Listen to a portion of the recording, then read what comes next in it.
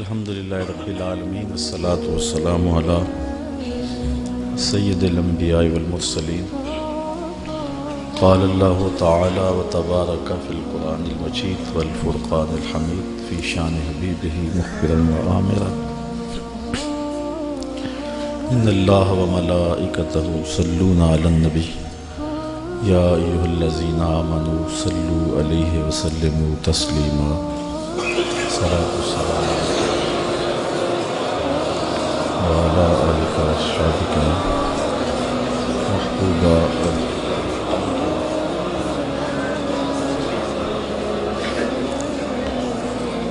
حمد و ثنا کے بعد عالی مرتبت علماء کرام، مبلغین، سامعین، سامعات، السلام علیکم ورحمۃ اللہ وبرکاتہ۔ آج 10 محرم الحرام ہے اور یہ دن حضرت امام حسین رضی اللہ تعالی عنہ کی یادیں لے کر طلوع ہوتا ہے۔ ویسے تو ہر دن امام حسین کا دن ہے، لیکن 10 محرم الحرام کو ایک خاص نسبت سے صدیاں قبل دوپہر کے وقت عظیمت کی جو داستان انہوں نے رقم کی تھی، آج اہل ایمان کائنات کے گوشے گوشے میں ان کو خراج پیش کر رہے ہیں۔ اتنے آنسو کسی کے لیے نہیں بہے جتنے امام حسین کے لیے بہے، اور اتنی آہیں اور سسکیاں کسی کی محبت میں نہیں ہوئی جتنی حضرت امام حسین رضی اللہ تعالی عنہ کے لیے ہوئی۔ صدیاں اداس ہیں حضرت امام حسین کے لیے۔ نواسہ رسول نے عظیمت کی جو داستان رقم کی اور جس طرح انہوں نے دین کے گرتے ہوئے پرچم کو اٹھا لیا اور اپنا گھر لٹا کے دین کو لٹنے سے بچا لیا، آج ہمارا ایک ایک عضو بدن ان کو خراج عقیدت پیش کرتا ہے۔ ہمارا دل، ہمارا قلب، ہماری آنکھیں ان کے حضور محبتوں کا خراج پیش کرتے ہیں۔ علماء سے آپ نے اس عنوان سے بہت ساری باتیں سنی اور محبتوں کے نغمے بھی چھڑے رہے، کربلا کی یاد بھی تازہ ہوتی رہی اور زخموں سے خون بھی بہتا رہا اور آنکھیں آنسوں کے خراج بھی دیتی رہی۔ یہ ان کے ساتھ محبت کا ایک ثبوت ہے۔ حضرت امام حسین رضی اللہ تعالی عنہ کی سیرت، آپ کا انداز معاشرت، آپ کی زندگی اور آپ کی یہ عظیم قربانی ہم سے اس چیز کو طلب کرتے ہیں کہ ہم ان کے اسوہ کو اپنائیں۔ چونکہ وقت بہت تھوڑا ہے، میں 2-4 باتیں جو حضرت امام حسین کی زندگی سے ہم روشنی لے کر کے اپنی زندگیوں میں ڈال سکتے ہیں۔ رضائے الہی کا حصول یہ امام کا مطمع نظر تھا، اور اس کے لیے ان کی زندگی کی ایک ایک ساتھ گزرتی ہے۔ اللہ کی رضا کے لیے، اس کی قربت کے لیے اپنی جان قربان کر دینا اور اپنا سب کچھ لٹا دینا، یہ بندگی کی معراج ہے۔ شہادت کو شہادت اس لیے کہتے ہیں کہ شہید اپنے خون سے سچائی کی گواہی دیتا ہے، اللہ کی توحید کی، اس کے دین کی گواہی دیتا ہے، اور یہ بہت اونچا منصب ہے۔ حضرت امام حسین رضی اللہ تعالی عنہ کو پہلے سے یہ معلوم تھا کہ وہ شہید کر دیے جائیں گے۔ آپ کے پورے خاندان کو اس بات کا علم تھا، حضور کی زبان سے یہ بات خاندان میں پہنچی تھی، لیکن کسی ایک نے بھی آ کے حضور سے نہیں کہا کہ حضور دعا کر دیں یہ مصیبت ٹل جائے اور کربلا میں جو مشکلات آنے والی ہیں، جن کی خبر دی جا رہی ہے، وہ مشکلات ان پر نہ آئیں۔ آپ تاریخ پڑھ لیں، یہ نہ حضرت سیدہ فاطمہ نے کہا ہے، نہ مولا کائنات نے آ کے عرض کی ہے، نہ خود امام حسین رضی اللہ تعالی عنہ نے حضور کی بارگاہ میں کہا ہے، نہ حضور نے کہا ہے کہ مالک حسین سے شہادت ٹال دے، بلکہ حضور کے ہاتھ اٹھتے ہیں تو دعا یہ نکلتی ہے، اللہم آت الحسین صبرا و اجرا، اے اللہ میرے بیٹے حسین کو صبر بھی بخش دے، اجر بھی بخش دے۔ تو حضور نے کیوں کہنا تھا کہ میرے بیٹے کو شہادت نہ ملے؟ وہ تو اس امتحان کے لیے تیار کر رہے تھے۔ استاد جب شاگرد کو پڑھاتا ہے، محنت کراتا ہے، تو وہ یہ کبھی نہیں چاہتا کہ میں نے جو اس کو محنت کروائی ہے اس کے امتحان نہ ہو۔ وہ کہتا ہے یہ امتحان گاہ میں جائے، زمانے کو پتہ چلے کسی استاد نے پڑھایا تھا۔ تو حضور حضرت امام حسین کے لیے دعا مانگ رہے ہیں کہ مالک اسے صبر بھی دے، اجر بھی دے۔ جب کربلا میں حسین پیاس کاٹے تو پھر بھی ان کی زبان پر شکایت کا لفظ نہ آئے تو لوگ کہیں واقعی پیغمبر کی زبان چوسی تھی۔ حضرت امام حسین واقعی حضور کے کندھوں پہ کھیلے تھے، حضور نے ایسے ہی اپنا بیٹا قرار نہیں دیا تھا۔ اور یہ صبر کا امتحان تھا جو حضرت امام حسین رضی اللہ تعالیٰ عنہ نے دیا، ورنہ اگر یہ چاہتے تو فرات چھلک کے آپ کے قدموں میں آ کے سلامی نہ کرتے۔ یہ تو حوض کوثر کے وارث کے نواسے ہیں، ایڑیاں رگڑتے تو چشمے نہ پھوٹتے۔ یہ تو رب کی تقدیر کو مانے بیٹھے تھے، یہ تو اس امتحان میں کامیابی کے لیے دعا گو تھے کہ مالک ہمیں استقامت نصیب کرے۔ امام زہری کہتے ہیں کہ جب مروان کے زمانے میں حضرت امام زین العابدین کو دوبارہ گرفتار کیا گیا اور بیڑیاں پہنائی گئی،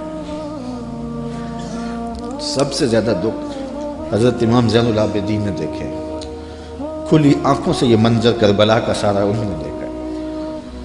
کہتے ہیں واقعہ کربلا کے بعد امام زین العابدین کبھی بھی ہنسے نہیں تھے اور کبھی ٹھنڈا پانی بھی نہیں پیا تھا۔ شاید پانی پینے لگتے ہوں گے تو سکینہ کی پیاس یاد آتی ہوگی۔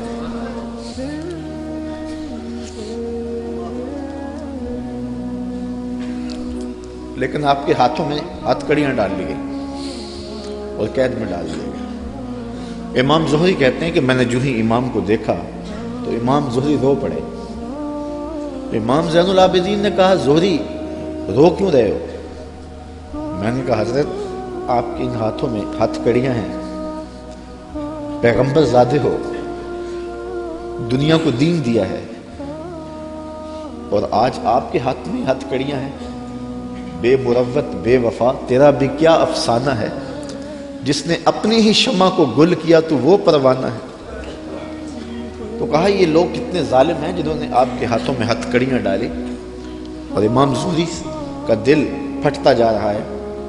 امام زین العابدین فرمانے لگے زہری پریشان ہونے کی ضرورت نہیں، ہم تو اس کی تقدیر کے اوپر راضی ہیں، ورنہ یہ زنجیریں کیا ہیں؟ آپ نے جھٹکا دیا، زنجیریں ٹوٹ گئیں۔ کہا یہ ہمارے لیے نہیں ہے۔ تو یہ کربلا کی مشکلیں ٹل جاتی ہیں اگر حضرت امام چاہتے، لیکن انہوں نے تو مشکل کو سہ کے اور قربانیاں دے کے عظیمت کی داستان رقم کرنی تھی، اور وہ زمانے نے دیکھا۔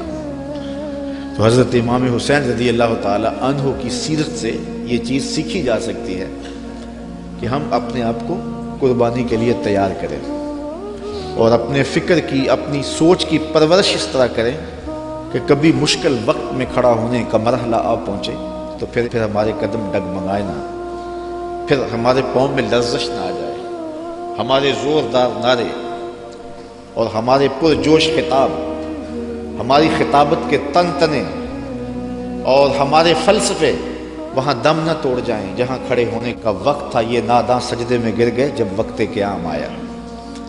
تو ہم نے اپنی پرورش حضرت امام حسین رضی اللہ تعالی عنہ کی اس فکر کی روشنی میں کرنی ہے، تاکہ اگر کوئی ایسا وقت آن پہنچے تو پھر ہمارے قدم اکھڑنے نہ پائیں۔ حضرت امام حسین رضی اللہ تعالی عنہ نے یزید کی بیعت سے انکار کیا، اور اس میں ہمارے لیے سیکھنے کی یہ بات ہے کہ ہم کبھی بھی کسی ظالم کے ہاتھ پہ بیعت نہ کریں۔ یہ جو مصلی کی امامت ہے، میں اپنے اس جملوں پہ آپ کی توجہ چاہوں گا۔ یہ جو مصلی کی امامت ہے، یہ امامت صغرا ہے، چھوٹی امامت ہے، اور یہ تخت و تاج کی امامت جو ہے یہ امامت کبریٰ ہے، بڑی امامت ہے۔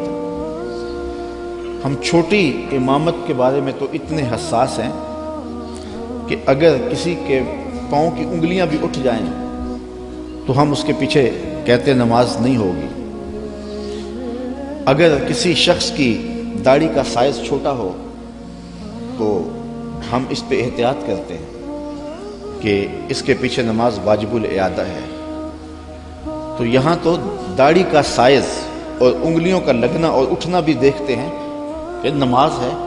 تو امامت صغرا میں ہماری یہ احتیاط ہے، اور جہاں امامت کبریٰ کا معاملہ آئے وہاں آنکھیں بند کر کے بیٹھ جائیں۔ تو ہمیں سوچنا ہوگا، حضرت امام حسین رضی اللہ تعالی عنہ نے فرمایا تھا وَمِثْلُنَا لَا يُبَايُعُ، یہ نہیں کہا تھا کہ میں یزید کی بیعت نہیں کرتا، کہا میرے جیسا شخص یزید کی بیعت کر کیسے سکتا ہے۔ یزید فاسق مولن تھا، یزید شراب پیتا تھا، مسلمانوں کا قاتل تھا، فاجر تھا، اور امام حسین رضی اللہ تعالی عنہ کی پرورش آغوش نبوت میں ہوئی تھی۔ تو یزید کے ناپاک ہاتھ میں امام کا ہاتھ کیسے آ سکتا تھا؟ اور ابھی حضرت کہہ رہے تھے کہ لوگ سر بچانے کے لیے ہاتھ دے دیتے ہیں، اور امام نے ہاتھ بچانے کے لیے سر دے دیا۔ اور تاریخ کربلا کی پڑھیں، آپ کو نیزوں کے اوپر سر نظر آئیں گے، آپ کو گھوڑوں کی ٹاپوں پہ روندے جانے والے لاشوں کا تذکرہ ملے گا، لیکن امام کے ہاتھوں کا ذکر آپ کو کہیں نہیں ملے گا۔ امام کا سر نیزے کی نوک پہ تھا، لاشیں گھوڑوں نے روند دیے، امام کے ہاتھ کدھر گئے؟ شاید قدرت نے اٹھا لیے ہوں کہ کوئی یزیدی امام کا کٹا ہوا ہاتھ نہ اٹھا لے، اور پھر یزید اس ہاتھ کو اپنے ہاتھ میں ڈال کر کے کہے چلو اس طرح ہی صحیح، امام کا ہاتھ تو میرے ہاتھ میں آ گیا۔ امام کی عظمت کا پہرا رب نے دیا، اور ان کی آبرو کا پہرا رب نے دیا۔ امام حسین کا کٹا ہوا ہاتھ بھی یزید کے ہاتھ میں نہیں آیا۔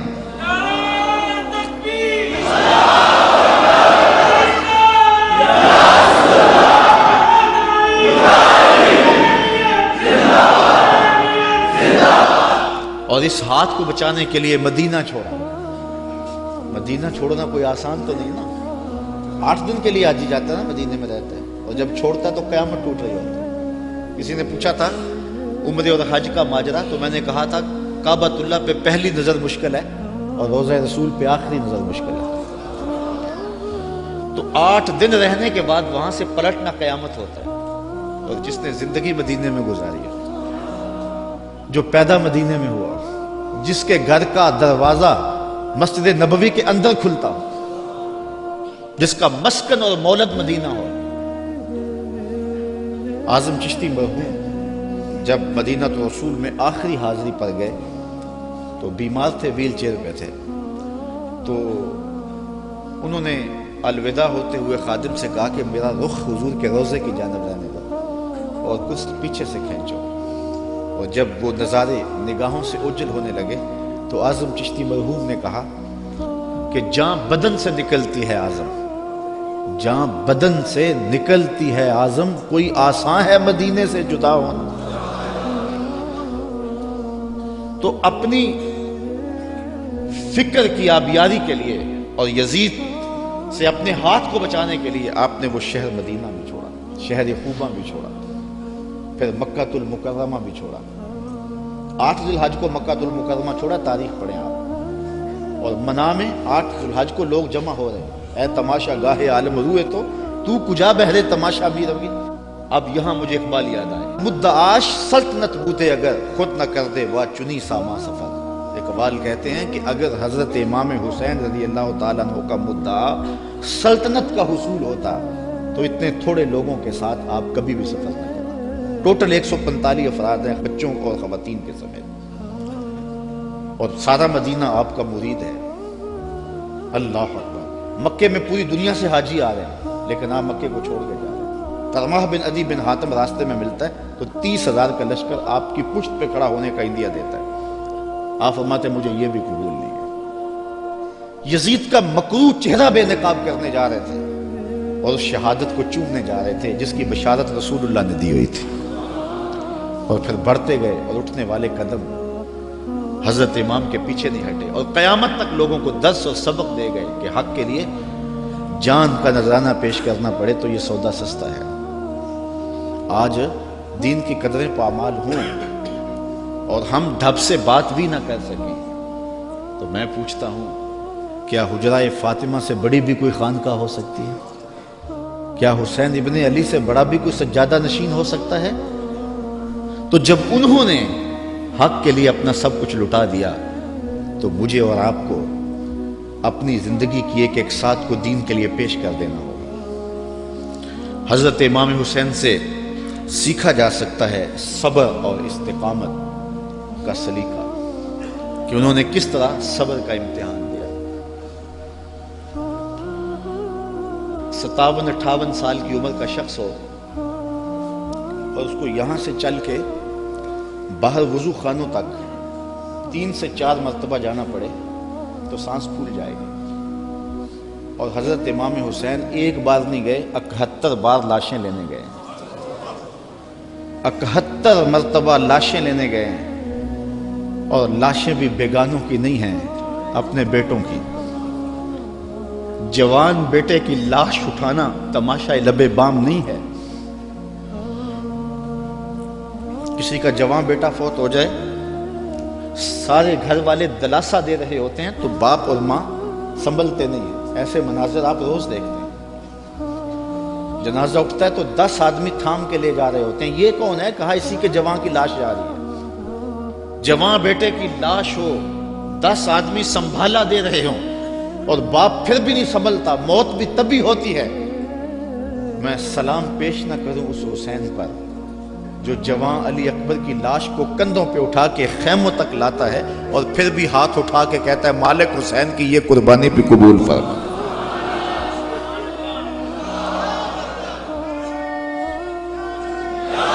اتنے دکھ تو کو ہمالیہ پہ آتے تو اس کا پتا بھی پانی ہو جاتا, وہ بھی برداشت نہ کر پاتا. ابن راشد یہ کربلا کے واقعات کا چشمدید گواہ اور راوی ہے. وہ لکھتا ہے کہ میں خود کھڑا تھا اور میں نے حضرت امام عالی مقام رضی اللہ تعالیٰ عنہ کو دیکھا کہ انہوں نے اپنے سینے سے ایک جوان کی لاش کو لپٹایا ہوا ہے اور مقتل سے خیموں کی جانب آ رہے ہیں اور وہ جوان اتنا قد آور ہے کہ اس کے باوجود اس کے پاؤں زمین پہ گھسیٹ رہے ہیں اور مقتل سے لے کر کے خیموں تک ریت پر ایک لکیر بن رہی ہے.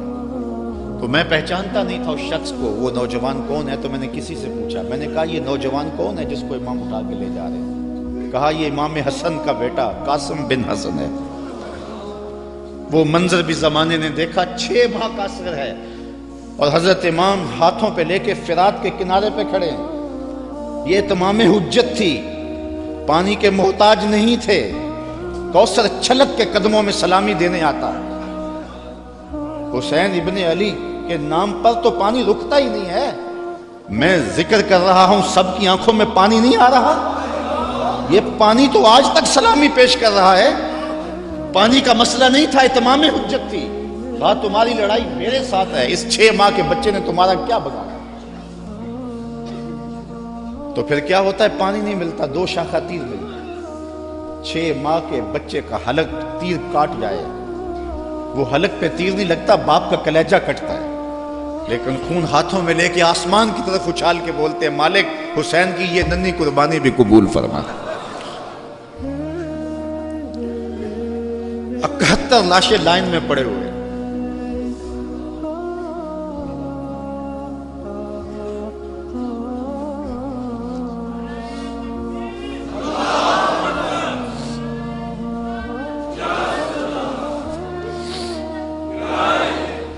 یزیدیوں کی صفاقی, ان کا ظلم اور بربریت ان کے تیور نظر آ رہے ہیں اور خیمے کے اندر پردہ دار سادات بیٹھی. رسول اللہ کی شہزادیاں بیٹھی ہیں.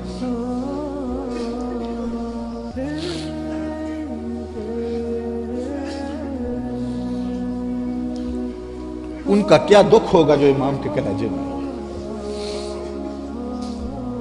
اور وہ شہزادیاں یہ ہیں کہ کسی کا باہر بیٹا لیٹا ہوا، ان کے بھتیجے اور بھانجے باہر لیٹے ہوئے، ان کو تلقین کرتے ہیں کہ صبر کا دامن نہیں چھوڑنا. اور امام گھوڑے کی زین پہ سوار ہوتے ہیں. بانکپن ایسا ہے جس ڈھب سے کوئی مقتل میں گیا وہ شان سلامت رہتی. زمانے نے دیکھا 71 لاشیں اٹھا کے خیموں تک لانے والا حسین جب گھوڑے پہ آتا ہے تو اشقیاء کی صف میں کھلبلی مچ جاتی ہے. آواز آ رہی ہے یہ کون ذی وقار ہے، بلا کا شاہ سوار ہے، لباس ہے پھٹا ہوا غبار سے اٹا ہوا، تمام جسم نازنی چھدا ہوا کٹا ہوا پھر بھی ہے ڈٹا ہوا، یہ نبی کا نور عین ہے، یہ بالیقین حسین ہے. اللہ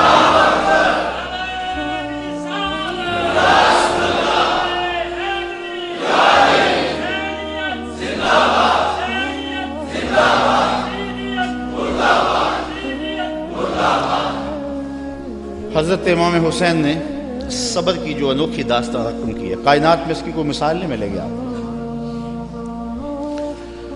صبر کسے کہتے ہیں اس کے بارے میں کہنے والوں نے بہت کچھ کہا ہے. واویلا نہ کرنا، منہ پہ تماچے نہ مارنا، ناشکری کا کلمہ نہ کہنا، اعضاء کا ایسا اضطراب کہ جو شریعت میں نامحمود ہو اس کا سرزد نہ ہونا.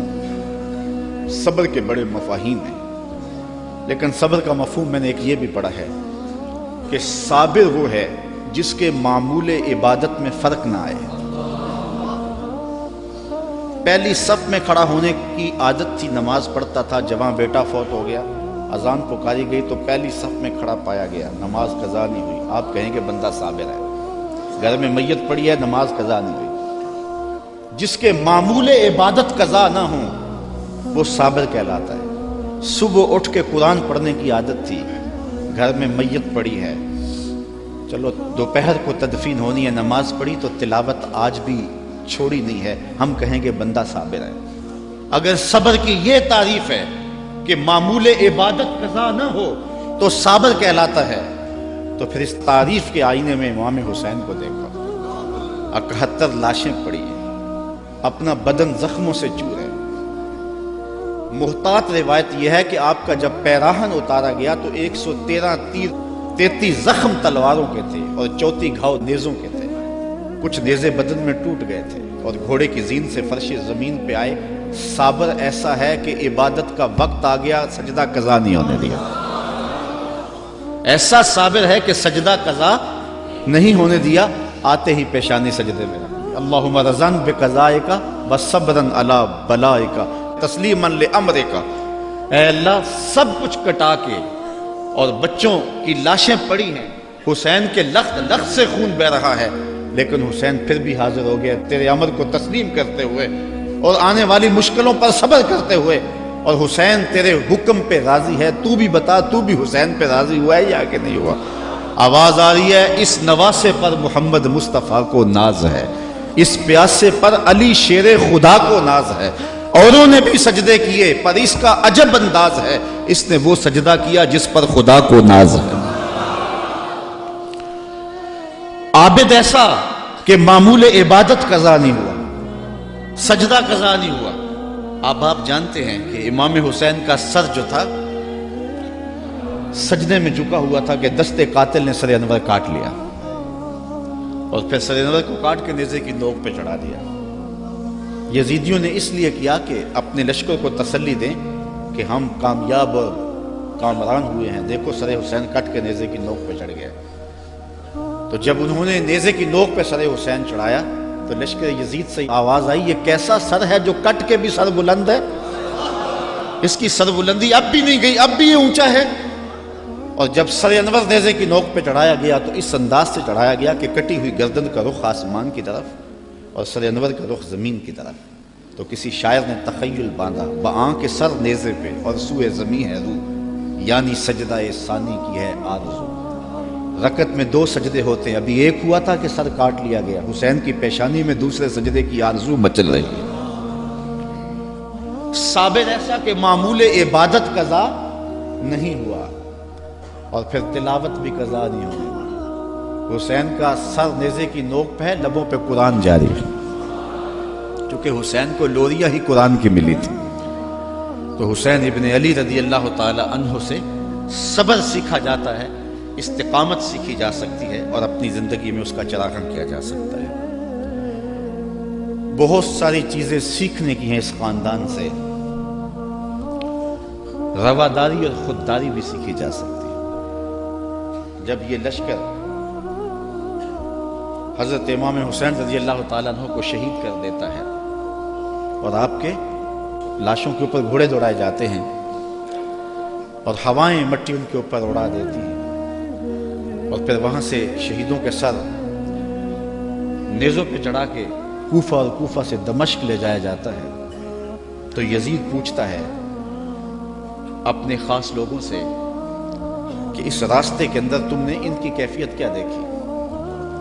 یزید بدبخت کے دل میں یہ تھا کہ میں اب بھی فاتح بن جاؤں، امام زین العابدین ڈر کے گھبرا کے ان مشکلات سے میری بیعت کر لیں، کیونکہ اگر امام زین العابدین بیعت کر لیتے تو کربلا کی ساری داستان زیرو ہو جاتی، اور وہ یہ کرنا چاہ رہا تھا، لیکن زین العابدین کی رگوں میں بھی تو خون حسین تھا، تو بڑے دکھ دیے۔ آدمی حیران ہو جاتا ہے کہ کس طرح انہوں نے گھوڑوں کے اوپر سوار کرا کے اطرت پیغمبر کو بازاروں میں پھرایا، اور پھر ان کے سر نیزوں کی نوک پہ چڑھے ہوئے تھے، لیکن دربار یزید میں جب پہنچے تو یزید نے اپنے خاص لوگوں سے پوچھا کہ کیا ان کی اب حالت ہے؟ لاشیں کٹ کے وہاں پڑے ہوئے ہیں، سر یہ ہیں، تو اب تو دب گئے ہوں گے۔ تو جو اس نے جواب دیا، اس سے اس خاندان کی خودداری اور غیرت دیکھو۔ اس کے معتمد خاص نے کہا کہ ہم کربل سے یہاں تک پہنچے ہیں، اور ہم نے بہت دکھ بھی دیے ہیں، ان کو ذہنی اذیتیں بھی دی ہیں، بعض جگہوں کے اوپر ان کے اوپر پتھراؤ بھی ہوا ہے، لیکن لگتا یہ رہا ہے کہ فاتح یہ ہیں اور ہم مفتوح ہیں۔ ان کا انداز، ان کا تیور ہمیشہ یہ بتاتا رہا ہے کہ اصل فاتح یہ اور مفتوح ہم ہیں، اور حقیقت ہے بھی یہی۔ اقبال کہتا ہے جو دلوں کو فتح کر لے وہی فاتح زمانہ، جو دلوں کو فتح کر لے وہی۔ حشام بن عبد الملک بنو امیہ کا بڑا تگڑا حکمران گزرا ہے، حج کرتا ہوا حجر اسود کے سامنے آیا، دل میں آیا کہ میں حجر اسود کو چوموں، ہجوم اتنا تھا کہ چوم نہ پایا۔ جن لوگوں نے حج کیا ہے منظر آنکھوں میں گھوم گیا ہوگا، تو اتنا ہجوم تھا، کسی نے بادشاہ کی پرواہ نہیں کی، راستہ نہیں دیا۔ وہ ایک سمت کھڑا ہو کے منتظر رہا کہ کوئی رش کم ہو تو میں حجر اسود کو بوسہ کروں۔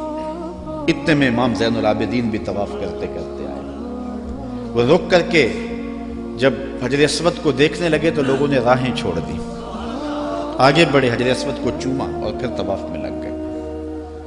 حشام کو بڑا غصہ آیا کہ میں بادشاہ وقت اور میرے لیے لوگوں نے راستہ نہیں چھوڑا اور ان کے لیے راستہ چھوڑ دیا۔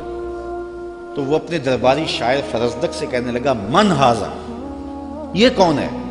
حالانکہ وہ جانتا تھا یہ امام زین العابدین، لیکن اس نے تحقیر کرنے کے لیے تجاہل عارفانہ برتتے ہوئے کہا من ھذا، اے کون ہے؟ وہ جو فرزدق شاعر تھا تو بادشاہ کا درباری شاعر، لیکن آج اس کی غیرت جاگی۔ جب اس نے کہا نا من ھذا، یہ کون ہے، تو فرزدق نے کہا بادشاہ تو نہیں جانتا یہ کون ہے؟ اس کو تو بطحا کے سنگ ریزے بھی جانتے ہیں یہ کون ہے، اس کو تو فرش والے بھی جانتے ہیں اور افلاک والے بھی جانتے ہیں کون ہے۔ کہا یہ تو فاطمہ کا بیٹا ہے، یہ علی کا شہزادہ ہے، رسول اللہ کا نواسہ ہے۔ اور پھر کھڑے کھڑے امام کی شان میں قصیدہ لکھ دیا، اور اس میں فرزدق نے بادشاہ کو مخاطب ہو کے کہا تیرا نکرہ کرنا اس معرفہ کو نکرہ نہیں کر دے گا، یہ کل بھی معرفہ تھا، یہ آج بھی معرفہ ہے، تیرا من ھذا کہنا اس معرفہ کو نکرہ نہیں کرے گا۔ بادشاہ کو اتنا غصہ آیا کہ اس نے فرزدق کو ایک بند کنویں میں ڈلوا دیا، قید کروا دیا۔ امام کو پتہ چلا تو انہوں نے اشرفیوں کی ایک تھیلی بطور جو ہے وہ محبت فرزدق کے پاس بھیجی۔ اس نے چوم کی آنکھوں سے لگائی اور خادم کے ہاتھ میں واپس کرتے ہوئے کہا کہ امام سے کہنا، میرا سلام دینا، کہنا ان ٹگوں کے لیے بادشاہوں کی نوکری کی ہے ساری زندگی، اور یہ جو میں نے قصیدہ لکھا ہے پیسوں کے لیے نہیں کیا، اشرفیوں کے لیے نہیں لکھا، آپ کے نانے کی شفاعت کے لیے لکھا ہے۔ جو دلوں کو فتح کر لے وہی فاتح زمانہ۔ آپ پورا شہر ڈھونڈ لیں، آپ کو شمر نام کا شخص نہیں ملے گا، آپ کو خولی نام کا شخص نہیں ملے گا، آپ کو ابن زیاد نام کا شخص نہیں ملے گا، آپ کو یزید نام کا شخص نہیں ملے گا۔ اور اگر آپ ڈھونڈنے نکلے، دور کیا جانا، اسی محفل سے ڈھونڈ لے، ہزاروں علی کے نام کے ہوں گے، ہزاروں حسین کے نام کے ہوں گے، شبیر کے نام کے ہوں گے، اور کتنی تجھے محبتیں ہیں فراز چاہیے، ماؤں نے تیرے نام پہ بچوں کے نام رکھ دیے۔ جو دلوں کو فتح کر لے وہی فاتح زمانہ۔ تو حضرت امام حسین رضی اللہ تعالی عنہ کے خانوادے کا جو ترہ ہے اور خودداری کا جو انداز ہے وہ دیکھنے کو ملا، اور کربلا سے لے کر کے مدینے تک یہ منظر ہر جگہ پہ دکھائی دیا۔ حضرت امام حسین کو کربلا میں دیکھیں یا ان کے خاندان کو کوفے کے بازاروں میں دیکھیں یا دمشق کے بازاروں میں یا دربار یزید میں دیکھیں، آپ دیکھیں گے کہ باوجود کہ یہ مظلوم ہیں، باوجود کہ ظلم و جبر کی انتہا کر دی گئی، لیکن انہوں نے اس کے جواب کے اندر کوئی شخصی وار نہیں کیا ہے۔ سارے کربلا کے واقعات کو پڑھتے جائیں، بلکہ اس واقعہ کو سمجھنے کے لیے صرف ایک واقعہ، اللہ نے مختار سقفی سے یہ کام لیا کہ اس نے قاتلان حسین کو چن چن کے مارا۔ مالک اشتر کی قیادت میں فرات کے کنارے ابن زیاد کے لشکر سے لڑائی تھی، اللہ نے مالک اشتر کو فتح دی اور یزیدی بھاگ کھڑے ہوئے، کچھ قتل کر دیے گئے، کچھ بھاگ گئے، کچھ پکڑ لیے گئے۔ ابن زیاد بھی بھاگ کر کے ایک سمت رخ کر جاتا ہے کہ میں ان لوگوں کی دست برد سے دور ہو جاؤں، اور اپنے گھوڑے کو ایڑ لگائی اور تیزی سے سرپٹ گھوڑا دوڑا رہا ہے۔ ادھر پیاس کی شدت ہے، زبان کانٹا ہو گئی، حل خشک ہو گیا۔ صحرا کے اندر لگا ہوئے خیمہ دکھائی دیا، سوچا کہ اس خیمے والے سے جلدی سے رک کر کے پانی کے 2 گھونٹ لے لوں اور پھر آگے بڑھ جاؤں گا۔ گھوڑے سے اترا، خیمے کا پردہ سرکایا، دیکھا کہ امام زین العابدین عبادت کر رہے ہیں۔ امام زین العابدین کبھی مدینہ سے باہر نکل کے صحراؤں میں خیمہ گاڑ لیتے تھے، مہینہ مہینہ گزارتے۔ یہ کچھ ایسی جگہ پہ خیمہ گاڑے عبادت میں مصروف تھے، قرآن کی تلاوت کر رہے تھے۔ اس نے سرکایا پردہ تو دیکھا امام ہے، غیرت ہوتی تو ایک پانی کا گھونٹ بھی نہ مانگتا، لیکن مرتا تھا کیا کرتا۔ اس نے کہا حضرت مجھے پانی دیجیے۔ امام نے نظر اٹھا کے دیکھا، پھر دونوں ہاتھوں سے پیالہ بھرا اور ابن زیاد کو دیا۔ اس نے پانی پیا، پیاس زیادہ تھی، کہا حضرت اور دیجیے، آپ نے پھر دیا۔ اس نے پھر مانگا، آپ نے پھر دیا۔ سمجھا کہ امام نے مجھے پہچانا نہیں، اگر پہچان لیتے تو میرے منہ پہ تھپڑ مارتے، مجھے پانی نہ دیتے، میں نے جو ان کے خاندان کے ساتھ کربلا میں کیا تھا۔ تو کہنے لگا حضرت شاید آپ نے مجھے پہچانا نہیں۔ امام کی آنکھیں برسنے لگی اور فوارے چھوٹ پڑے اشکوں کے، اور آپ نے فرمایا بدبخت تجھے نہیں پہچانتا جس نے میرا گھر اجاڑ کے رکھ دیا، 6 ماہ کے عسکر کو بھی پانی نہ دیا۔ تو کہا حضرت اگر آپ پہچان گئے ہیں مجھے تو پھر مجھے 3 پیالے لبا بھر کے کیوں دیے ہیں؟ کہا جب ہم تمہارے گھر آئے تھے جو تم نے کیا یہ تمہارے خاندان کی ریت تھی، اور آج تم ہمارے گھر آئے ہو جو میں کر رہا ہوں یہ میرے خاندان کی ریت ہے۔ نصیب اپنا اپنا، مقام اپنا اپنا، کیے جاؤ میں کارو کام اپنا اپنا۔ تو حضرت امام حسین رضی اللہ تعالی عنہ کے خاندان سے یہ سیکھنے والی چیزیں ہیں جس کو ہم اپنی زندگیوں میں داخل کر کے اپنی زندگیوں میں چراغاں کر سکتے ہیں۔ حضرت امام حسین رضی اللہ تعالی عنہ کا نام کل بھی روشن تھا، آپ کا نام آج بھی روشن ہے۔ یزید مر گیا،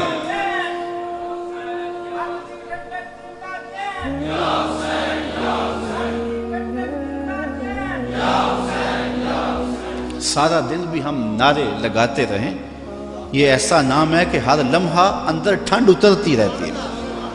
میں کہتا ہوں آج کوئی ہے جو یزید کا نام لیتا؟ یزیدی ہیں، گلی گلی یزید آج بھی موجود ہے، مختلف روپوں کے اندر یزید ہے، لیکن یزید کو اس قدر امام نے بے نقاب کر دیا کہ آج یزیدی بھی یزید کا نام نہیں لے سکتے۔ اگر کوئی یزید کا نام لیتا بھی ہے تو سر جھکا کے لیتا ہے، دائیں بائیں دیکھ کے لیتا ہے، نام لینے سے پہلے شرمندہ، نام لیتے ہوئے شرمندہ، نام لینے کے بعد شرمندہ۔ میں کہتا ہوں کیسا ہے تمہارا لیڈر جس کا نام لیتے تمہیں شرم آتی ہے، اور ہمارے لبوں پہ جب نام حسین آتا ہے سر فخر سے بلند ہو جاتا ہے۔ فخر کا دل میں دریچہ باز کرنا چاہیے، فخر کا دل میں دریچہ باز کرنا چاہیے، جن کا تو آقا ہے ان کو ناز کرنا چاہیے۔ اے حسین ابن علی تم پر سلام، نازش آل نبی تم پر سلام، تم پہ لاکھوں رحمتیں لاکھوں سلام، اے شہیدان محبت کے امام۔ لالا گوں لالا بدن لالا کفن، اے چمن اندر چمن، زندگی ہی زندگی تیری حیات، اے حیات اندر حیات، افتخار ملت بیضا ہے تو، رب کعبہ کی قسم یکتا ہے تو۔ فخر کا دل میں دریچہ باز کرنا چاہیے، جن کا تو آقا ہے ان کو ناز۔ یہ اجتماع ناز کرنے کے لیے، ہم آ حسین والے نہیں ہیں، ہم واہ حسین والے ہیں۔ اتنے زخم تو کو ہمالیہ کے کلیجے پہ لگے تو اس کا بھی پتا پانی ہو جائے، لیکن حسین پھر بھی حق کالم لیے کھڑا ہے، پھر بھی عظیمت کی داستان رقم کر رہا ہے۔ یہ حسین ابن علی ہے، آج ان کی روح کو خراج پیش کر رہے ہیں، محبتوں کے آنسو بھی بہے، ان کے نام کے نعرے بھی لگائے، ان کے فکر ان کے مشن کو بھی سنا، ان کے مناقب بھی روحوں میں اترے، اس عظیم کام کو خراج بھی پیش کیا گیا۔ آؤ آج کے اس اجتماع میں عزم کر کے اٹھیں کہ ہم نقوش امام کو خضر راہ بنائیں گے۔ میں کہتا ہوں حضرت امام حسین نے تو لاشوں کے درمیان بھی نماز نہیں چھوڑی، 71 لاشیں پڑی ہوئی ہیں، پردے داروں کے پردوں کا دکھ بھی ستا رہا ہے، اور بدن میں تیر پیوست ہیں، اور نیزوں کی انیاں پھنسی ہوئی ہیں، اور گھوڑے کی زین سے فرش زمین پہ آ رہے ہیں۔ آپ نے ان حالات میں بھی نماز نہیں چھوڑی۔ ہم کیسے حسینی ہوں گے کہ 10 محرم کے دن بھی ہمیں نماز نصیب نہیں ہوگی؟ اگر 10 محرم کے دن بھی ہم نماز نہیں پڑھیں گے اور نام حسین ابن علی کا لیں گے تو پھر حرف حرف اور لفظ لفظ منافقت ہوگی۔ آئیے ان کا نام لیتے ہیں تو ان کے نقوش پا کو بھی خضر راہ بناتے ہیں۔ میں ایک نعرہ لگوانا چاہتا ہوں، امام کے نام کا خود لگواؤں گا، لیکن نعرہ بانک پن سے ہو، اوپر نیچے باہر ہجوم محبت ہے، تو ذرا یزیدیوں کو پتہ چل جائے کہ امام کا نام آج بھی زندہ ہے، اور محبتوں کے یہ تیور نعرہ تکبیر۔ اللہ آپ کو سلامت رکھے۔ حسین کل بھی زندہ تھا، حسین نعرہ تکبیر، نعرہ تکبیر، نعرہ رسالت، نعرہ رسالت، نعرہ رسالت، حسینیت، حسینیت، حسینیت، یزیدیت، یزیدیت۔ علامہ اقبال کا سارا فلسفہ نچوڑیں تو جو رس نکلتا ہے اس کا مصداق امام حسین بنتے ہیں۔ جوس کیا نکلتا ہے کہ محمد سے وفا تو نے تو ہم تیرے ہیں، یہ جہاں چیز ہے کیا لوح و قلم، پھر لوح بھی تیرے ہاتھ میں دے دیں گے، قلم بھی تجھے پکڑا دیں گے، پھر تیری تقدیر کے فیصلے کسی اور جگہ نہیں ہوں گے، بلکہ خدا بندے سے خود پوچھے گا بتا تیری رضا کیا ہے۔